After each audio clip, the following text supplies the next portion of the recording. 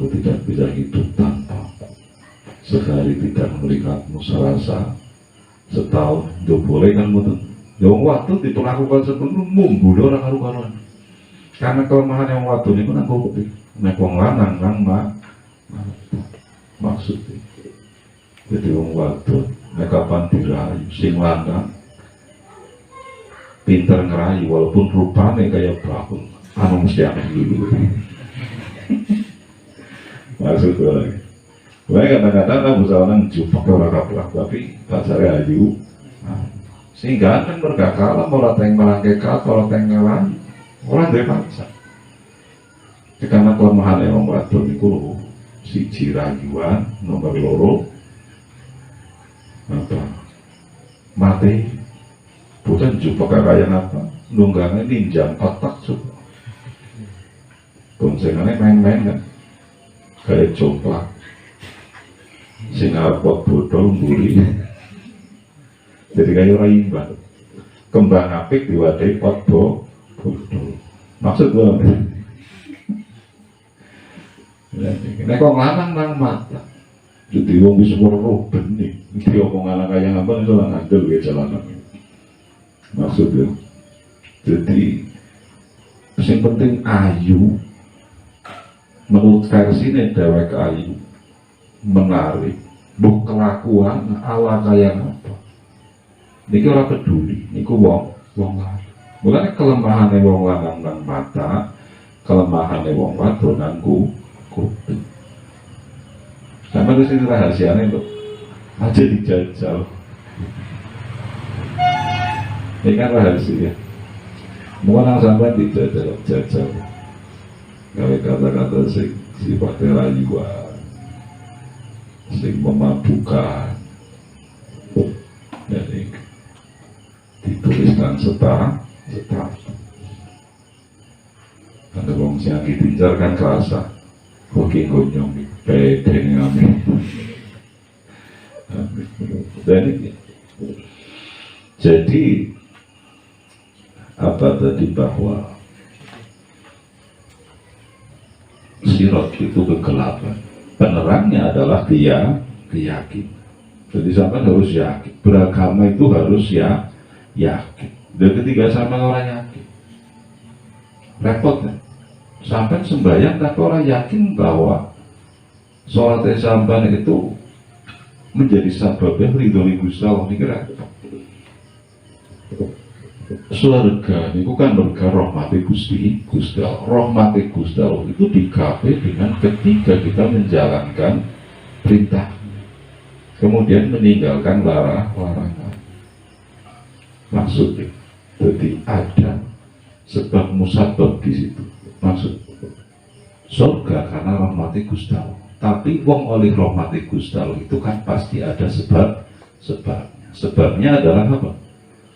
Menjalankan perintah, berusaha meninggalkan larangan. Sama seperti apa? Ikhlas itu kan pasti ada sebabnya. Sering kan saya sampaikan bahwa Gusti Allah di dalam hadis qudsi itu kan mengatakan al-ikhlasu sirrun min siri istaudatuhu qalbaman uhibbu min ibadah. Ikhlas itu adalah salah satu dari rahasiaku yang saya berikan, yang saya taruh di dalam hati orang yang kucintai dari hambaku, dari hambaku. Artinya bagaimana? Sampean nek kepengin ikhlas kudu disenengi nang Gusti Allah dhisik. Sebab ikhlas ini sesuatu yang ditaruh nanggone atine wong-wong sing disenengi nang Gusti Allah. Ketika sampean memahami itu, agar sampean yang ikhlas dan diberi keikhlasan, maka zaman harus dicintai oleh Gusti Allah terlebih dahulu. Dan agar dicintai oleh Gusti Allah, ya jadi wong sing makhluk, menjadi orang yang taat. Apa perintah itu berusaha dijalankan tanpa protes, tanpa mengeluh, tanpa cara wong Jawane ngangluh. Apa larangannya juga berusaha ditinggalkan. Maka ketika sampean bisa seperti itu, nanti akan ditanamkan rasa ikhlas. Dan jangan lupa bahwa ikhlas ini adalah nopo. Dikatakan al-ikhlasu ruhul ibadah. Ikhlas itu adalah rohnya ibadah. Jasad berfungsi, ana manfaat itu mereka ada rohnya. Jasad ketika tidak ada rohnya kan ada manfaatnya. Tidak ada manfaatnya. Ibadah yang tidak didasari dengan keikhlasan atau ibadah yang tidak disertai dengan keikhlasan tidak ada artinya. Tidak ada arti. Hanya saja kita tidak boleh berhenti melakukan ibadah karena alasan tidak bisa ikhlas. Nah terus bagaimana? Ya terus saja melakukan ibadah sambil berusaha untuk ikhlas. Karena seseorang yang berhenti beribadah karena alasan tidak bisa ikhlas, itu adalah orang yang terjebak dalam godaan setan. Apalagi kita sebagai umat baginda Nabi. Umat baginda Nabi itu kan ketika ia melakukan ibadah belum ikhlas, tidak langsung ditolak oleh Gusti Allah, ya kan? Tapi ditunda. Diterimanya amal ibadahnya ini ditunda sampai ikhlasnya muncul. Contoh begini, sampai sekarang sodako, orang tahu sodako haknya keliru ngelurut golek sing paling cilik, ya. Bahkan sodako seperti itu, koreki ditolak 5.000, golek 2.000, bisa orang analian akhirnya sing dilurut itu sing 2.000. Dan suatu saat keliru ngelurut, sing dilurut saya ketemu Arab dibalik namanya isi sebab kanan kiri ada orang. Akhirnya dengan terpaksa dimasukkan ke dalam apa? Kotak amal. Kan ganjel loh. Orang ikhlas kan. Spontan tidak bisa Nah, ini bukan berarti kemudian langsung ditolak oleh Gusti Allah, tidak. Diterimanya menunggu sampai ikhlas. Ketika sudah berjalan beberapa hari, biasanya kan ikhlas toh. Ya maksimal seminggu lah wong duit saya ketemu. Apa yang dari bulan sih delinge di nyongkenan masal infak kelalen sing tak lurut saya ketemu. Asik ganjel mawon ini kan kebanget. Dan ini jadi al-ikhlasu ruhul ibadah. Ini yang perlu sahabat paham. Ibadah bisa diterima itu karena ikhlas. Tapi orang yang melakukan ibadah belum ikhlas, tidak langsung ditolak oleh Gusti Allah, tapi ditunggu sampai ikhlas. Ketika ikhlasnya sebulan, ya baru diterima. 1 tahun, ya baru diterima. Nah, sing ditolak niku ketika sampai mati orang ikhlas. Maksudnya, jadi jangan sekali-kali meninggalkan ibadah atau tidak mau melakukan ibadah karena alasan belum ikhlas. Dilatih. Cara Imam Ghazali itu seperti itu. Dilatih. Sembari mengerjakan ibadah tersebut, sembari melatih hatinya untuk ikhlas. Semua orang itu menghadapi problem yang sama dalam konteks keikhlasan. Kalau ikhlas tidak bisa dicontohkan.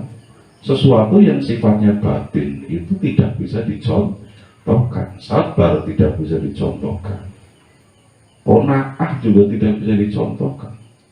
Nah, yang bisa dicontohkan itu adalah amaliyah atau ubudiyah yang bersifat lahiriah.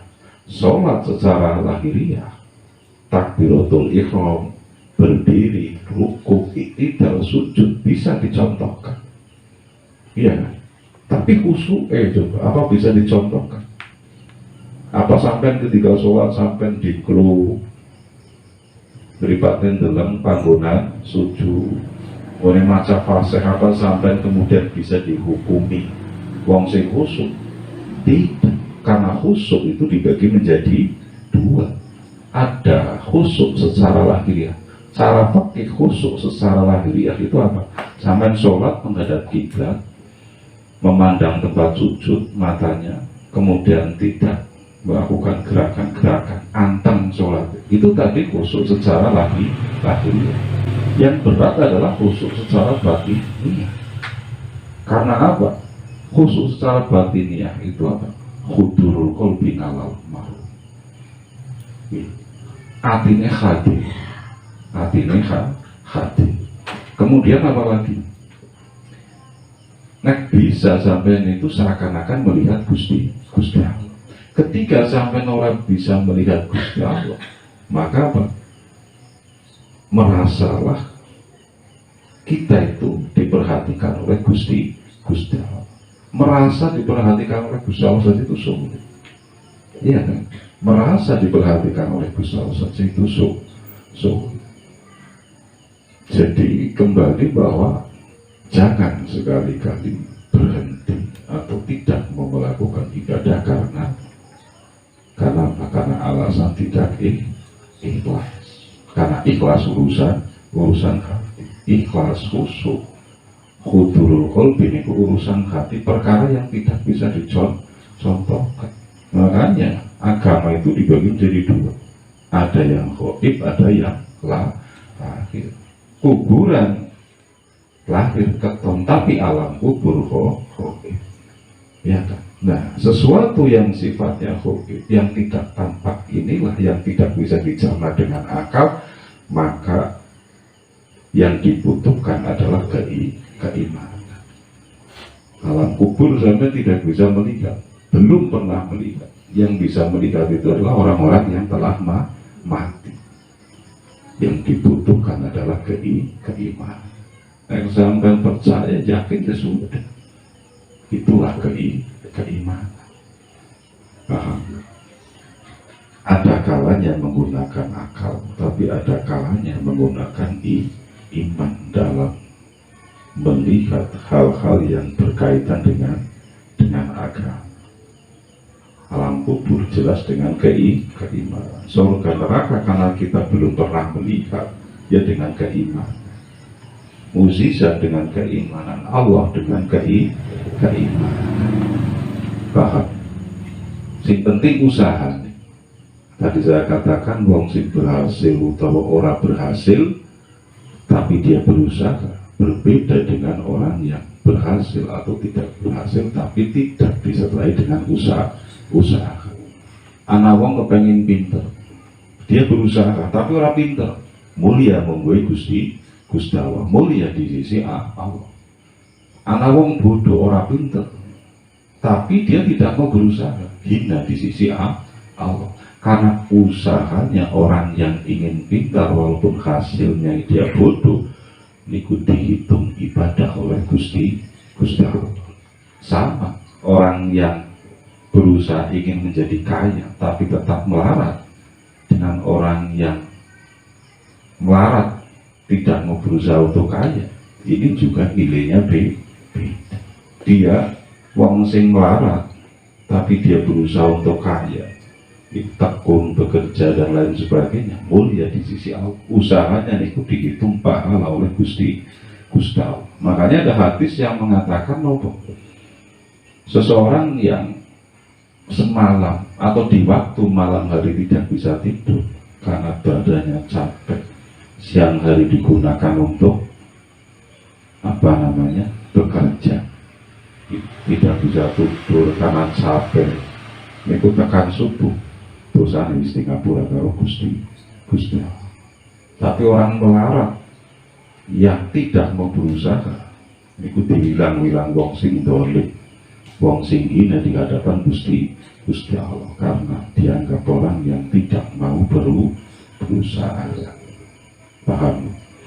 Dan jadi makanya kewajiban kita itu belajar, kewajiban kita itu berusaha.